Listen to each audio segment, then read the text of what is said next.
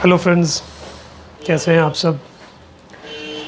बहुत स्वागत करता हूं आपके अपने चैनल होम्यो केयर फोरम में।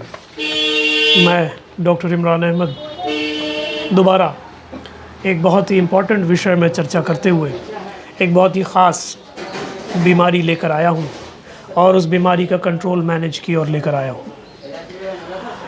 आज दोस्तों हम बात कर रहे हैं फिस्टूला के ऊपर।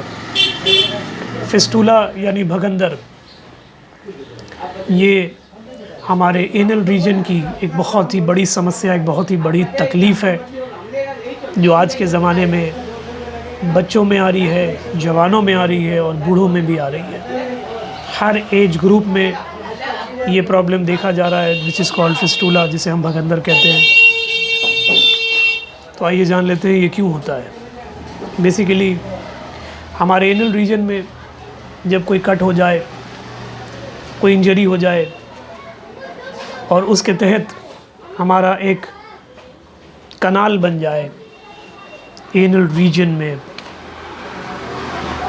वो कनाल 9 o'clock भी हो सकता है, वो कनाल लंबा स्ट्रेट पोजीशन में भी हो सकता है और वो कनाल ऐसा होता है कि उससे पस्टुलर डिस्चार्ज होते हैं, पस बाहर आता है और उसमें दर्द भी बहुत ज़्यादा गज़ब का होता है।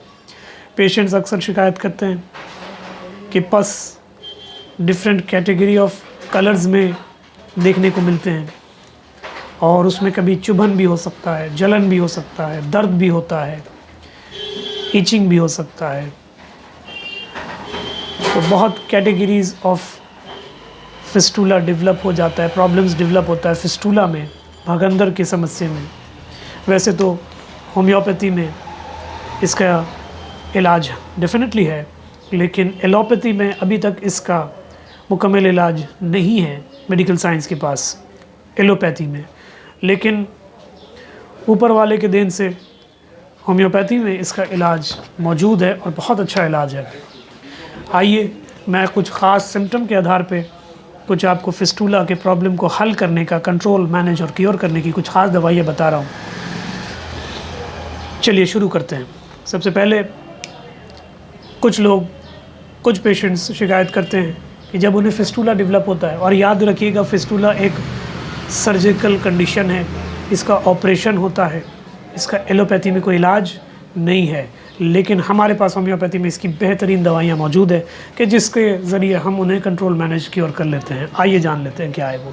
जिन लोगों को फिस्टूला में पेन होता है एनल के रीजन में, जब भी वो स्टूल पास करते हैं, मोशन पास करते हैं, बहुत दर्द होता है, तो उस कंडीशन को ठीक करने की होम्योपैथी में बहुत अच्छी दवा हीपर सल्फ़र है।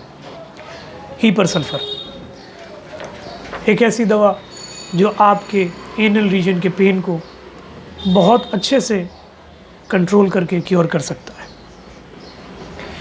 आइए बात कर लेते हैं दूसरे सिम्टम पे। एक और सिम्टम है साथियों, जिसमें पेशेंट ये कहते हैं कि उन्हें ब्रेकिंग सेंसेशन हो रहा है, यानी चुभन हो रहा है एनल रीजन में। ये सिम्टम पाइल्स में भी पाई जाती है, लेकिन पाइल्स में जब ये सिम्टम आता है तो उसकी दवा अलग है, और फिस्टूला में जब ये सिम्टम आ रहा है ब्रेकिंग सेंसेशन का एनल के रीजन में, तो उसकी दवा अलग है। होम्योपैथी में सिम्टम बदलता है, दवाई बदल जाती है। आप एक पेशेंट हो के मुझे गलत सिम्टम बताएंगे अपना, तो ऑटोमेटिकली मैं आपके सिम्टम के आधार पे दवा दूंगा। अगर आप सिम्टम गलत बताएंगे तो मेरा तरफ से दवा गलत हो जाएगा, मैं गलत दवा दे दूंगा आपको। इसलिए नहीं क्योंकि मुझे नहीं पता, इसलिए क्योंकि आपने केस टेकिंग में गलत सिम्टम बताया मुझे। मैं सिम्टम के आधार पे जाऊंगा, दवाइयाँ दूंगा। तो यही होम्योपैथी है फ्रेंड्स। अगर प्रिकिंग सेंसेशन है फिस्टूला में तो घबराने की ज़रूरत नहीं है। होम्योपैथी में एक बहुत अच्छी कारगर दवा आती है, उस दवा का नाम है एंटियम क्रूडा। एंटियम क्रूडा आप 30 पोटेंसी में ले लेंगे तो आप देखेंगे कि धीरे धीरे आप कहीं भी बैठते थे तो चुभन होता, तो वो चुभन अब नहीं हो रही है। एक और कंडीशन आती है साथियों, जब कुछ लोग कहते हैं कि उन्हें ब्लाइंड फिस्टूला हो गया। यानी ब्लाइंड फिस्टूला का मतलब ये है कि हर वक्त उन्हें दर्द है। वो बैठ रहे हैं तो दर्द हो रहा है, वो खड़े हो रहे हैं तब भी दर्द हो रहा है, वो सो रहे हैं तब भी दर्द हो रहा है, वो चल रहे हैं तब भी दर्द हो रहा है, वो करवटें बदल रहे हैं तब भी दर्द हो रहा है, और बहुत ही सीवियर पेन है, बहुत ज़्यादा सीवियर पेन है। अगर इसी को ब्लाइंड फिस्टुला कहते हैं, हर वक्त पेन होते रहना। अगर आपकी भी यही स्थिति है कि आपको भी हर वक्त पेन हो रहा है और आपकी जान निकली जा रही है, तो परेशान मत होइए। उसकी एक बहुत ही कारगर दवा होम्योपैथी में है, उस दवा का नाम है सल्फ़र। सल्फ़र आपने 1 एम्पावर में यूज़ करना है, वीकली डोज लेना है, बेहतरीन रिज़ल्ट आपको मिलेगा। इसके अलावा एक और कंडीशन आती है जब पेशेंट्स कहते हैं कि उन्हें पस्टुलर डिस्चार्ज है और उसका कलर वाइट है। अगर वाइट कलर का पस एनस के रीजन से निकलता है जब भी आप मोशन करते हैं, स्टूल पास आउट करते हैं, तो जान लीजिए उसकी दवा साइलीशिया है। और साइलीशिया एक बहुत बड़ी होम्योपैथी में देन है। ये दवा hand in the knife of homeopathy भी कहा जाता है इसे, साइलीशिया। तो साइलीशिया आपने यूज़ करना है 30 पोटेंसी में, इफ़ आपका पस वाइट है। एक और स्थिति आती है साथियों जिसमें पेशेंट कहते हैं कि उनका पस वाइट नहीं है। कुछ पेशेंट कहते हैं कि उन्हें पस ना वाइट नहीं निकलते, उन्हें पस येलोइश हो जाता है, उनका पस येलो कलर का निकलता है। तो अगर येलो कलर का आपका पस निकलता है तो उसकी बहुत ही अच्छी दवा आती है। उस दवा का नाम है कैलकेरिया सल्फ़र। कैलकेरिया सल्फ़ आपने इस्तेमाल करना है, इसका प्रयोग करना है, और आपने देखना है कि आपका येलोइश जो निकलता है पस वो धीरे धीरे ख़त्म हो गया, बंद हो गया। एक और स्थिति आती है साथियों, ये पेशेंट ये कहते हैं कि ये थोड़ा सीरियस कंडीशन की तरफ मैं जा रहा हूँ, जहाँ पेशेंट ये कहते हैं कि उन्हें पस ग्रीन पस निकल रहा है। ये थोड़ा सीरियस कंडीशन है फिस्टुला में, तो घबराइए मत। प्राइमरी से लेकर सेकेंडरी कैटेगरी का प्रॉब्लम्स का भी सोल्यूशन होम्योपैथी रखता है, बिगिनर से लेकर एडवांस कैटेगरी तक। तो अगर आपका पस ग्रीन हो गया है तो उस ग्रीन के लिए आपने सल्फ़र यूज़ करना है 30 पोटेंसी में। सल्फ़र यूज़ करेंगे 30 में, तो आप देखेंगे कि धीरे धीरे आपका जो ग्रीन पस निकलता था वो ठीक होने लगा है। एक और स्थिति आती है साथियों जब पेशेंट ये कहते हैं कि उन्हें ना ही वाइट पस निकल रहा है, ना ही येलो निकल रहा है, ना ही ग्रीन, बल्कि उन्हें ब्लीडिंग हो रहा है, खून आ रहा है। तो अगर ब्लड निकल रहा है आपके एनस के रीजन से और आपको फिस्टुला है, तो फिर उसकी दवा है मर्ग सोल्यूबलस। मर्ग सोल आपने लेना है 30 पोटेंसी करके। तो आप देखेंगे कि आपका जो खून का डिस्चार्ज हो रहा था वो ठीक हो गया। और एक दवा बता दूं बहुत अच्छा, अगर मर्ग सोल आपको नहीं मिलता तो एसिड नाइट्रिकम आप यूज़ करके देख लें। Acid nit is also very good medicine for fistula, specially for those patient who are suffering fistula with bleeding from their anal region. अगर ब्लड आ रहा है आप एसिड नाइट्रिकम भी यूज़ करके देख सकते हैं, बहुत अच्छे रिजल्ट आपको मिलेंगे। एक और कंडीशन बता दूं साथियों जिसमें कुछ लोग कहते हैं कि उन्हें कॉन्स्टिपेटेड फिस्टुला है, क्योंकि पाइल्स हो, फिशर हो या फिस्टुला हो, ये बेसिकली ज़्यादातर डेवलप होता ही कॉन्स्टिपेशंस की वजह से, कब्जियत की वजह से। तो अगर ये आपकी भी दिक्कत है तो आपने यूज़ करना है हाइड्रेस्टिस का मदर टिंचर। 20 बूंद आधे कप पानी में सुबह एक बार पीजिएगा और रात में एक बार पीजिएगा, दैट्स इट। ये आपका कॉन्स्टिपेशन ठीक करेगा। कॉन्स्टिपेशन ठीक होगा, फिस्टुला ठीक होगा। कॉन्स्टिपेशन ठीक रहेगा, पाइल्स ठीक रहेगा।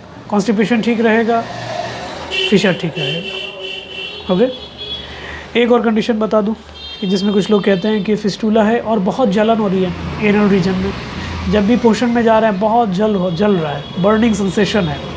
तो अगर बर्निंग सेंसेशन है तो उसकी 2 दवाई है। पहली दवा है थूजा ऑक्सीडेंटालिस। थूजा ऑक्स आपने यूज़ करना है 30 में, और साथ में आपने इसका साथ सल्फ़र का प्रयोग करना है। सल्फ़र को प्ले में लाना है 1 एम्पावर में, वीकली डोज। आप देखेंगे कि आपका मोशन ठीक से हो रहा है और उसमें जलन धीरे धीरे कम हो गया, ठीक कमते ठीक। एक और स्थिति बता दूं साथियों, और फिर इसको ज़्यादा वीडियो को ना लंबा करते हुए, कि कुछ लोग कहते हैं कि उन्हें ये कंडीशन डेवलप होता है कि उनका पस भी निकल रहा है एनल रीजन से, और उनके आँखों से पानी भी निकल रहा है, और उनके दांतों से भी पस निकल रहा है। ये तीनों चीज़ एक साथ हो रहा है। रेयर केस है, मगर मैंने देखा है वो लोगों को होते हुए, इसलिए बता रहा हूँ कि कुछ ऐसे पेशेंट्स हैं जिन्हें फिस्टूला का पस भी निकल रहा है, दांतों से भी पस निकल रहा है और आँखों से पानी भी निकल रहा है। तो अगर ये आपकी सिम्टम है, आपका कंडीशन है, तो आपकी एक नंबर 1 ड्रग ऑफ चॉइस है, वो है calcarea phosphoricum. Calcarea phos 30 potency में, इसका आपने प्रयोग करना है। आप देखेंगे ओवरनाइट रिजल्ट तो नहीं मिलता होम्योपैथी में, मगर स्टेप बाय स्टेप धीरे धीरे आप देखेंगे, हफ्ता, 1.5 हफ्ता, 2 हफ्ता, 2.5 हफ्ता आप यूज़ करेंगे तो आप देखेंगे आपका आँख का पानी भी कम गया है, बंद हो गया है, दांत से जो पस निकला था वो भी ठीक हो गया है, और एनल रीजन से जो पस निकला था फिस्टूला की वजह से उसमें भी आराम हो गया है। ये कुछ प्रमुख लक्षण के आधार पे मैंने दवा बता दी आपको दोस्तों, साथियों। आने वाले एपिसोड में हम और भी बहुत सारी बीमारियों के और उनके सिम्टम्स के और उनकी दवाइयों की बात करेंगे। मगर याद रखिएगा दोस्तों, जितनी भी दवाई बताई गई है इसे अपने से जाकर ख़रीद के मत खाने शुरू कर दीजिए।